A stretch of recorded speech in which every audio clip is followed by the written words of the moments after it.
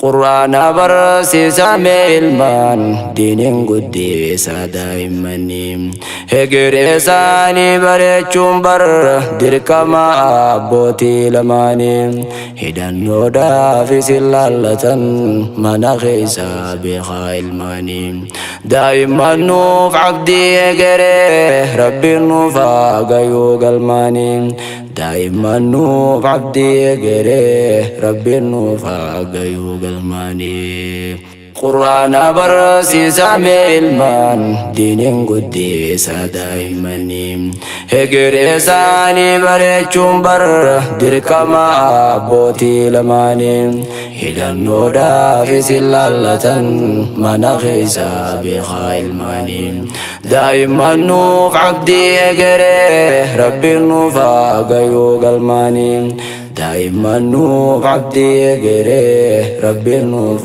gayuu galmaanii bismillaahi bantuu godhadhe maqaa isaatiin hin seena hulaam rahmaan rahiim aziiz yaa hamiid faarfamaa koo faaruun malaam mootii diin gaarii nu badhaase daandii gaarii sunnaa rasuulaam amantii qaroomaan hangafaa tan ilmiif yaamtu dhiiraa dhalaa nutis yaamicha si owwaanne waa barachuurra maaltu caalaa murnaan leenjifnee baafnaa shamarran keenyaa fi rijaalaa halakaan ilmiidha oowwite lafaaf qilleensaan namuu laalaa arraas gammachuuf yaamamne as jirraati alhamdulillah arraas gammachuuf yaamamne as jirraati alhamdulillah Qur'aana barsiisame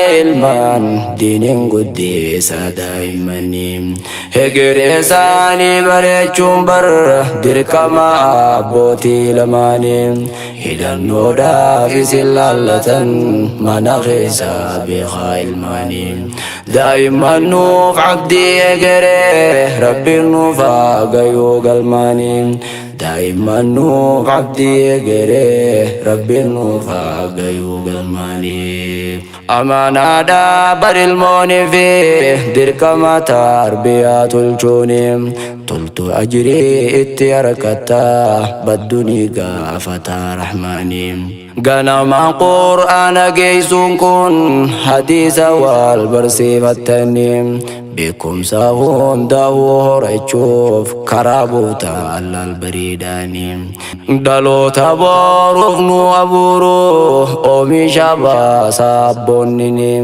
dhaloota boru nuufis abdiidha oomisha baasa abboonnini Qur'aana barsiisame ilmaan diiniin guddisa daa'immanii hegeree isaanii bareechuun dirqama abbootii lamaanii hidhannoodhaaf isin laallatan mana keessa beekaa ilmaanii daa'imman nuuf abdii hegeree rabbiin nuuf gayuu galmaanii daa'imman nuuf abdii hegeree rabbiin nuuf gayuu galmaanii imala beekumsaa jalqabdee jabaadhu nuuf cimii ganaadha ganaa bartaa gosa barnootaa sadarkaa meeqaatam dabruudhaan eenyu biyya tanaan dhaabbata doktoraa fi injineer ta'uudhaan si shamarran keenya leenjisaa jabaadhaa nuuf daa'imummaadhaan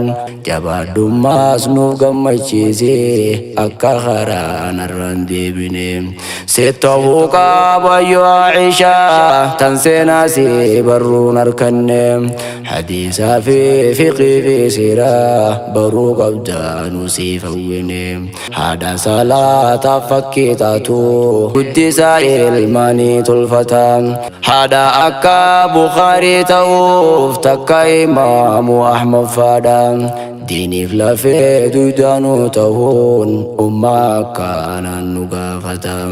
Shorri jabaan fakkii hin qabne ifa jihaadaa fi abbaadha.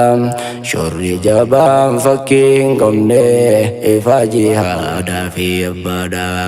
Qur'aana barsiisame ilmaan diiniin guddisa daa'immanii. Hegeree isaanii bareechuun bar dirqama abbootii lamaanii. Hidhannoodhaaf isin laallatan mana keessa beekaa ilmaanii. Daa'imman nuuf abdii egeree rabbiin nuuf haa gayuu galmaanii.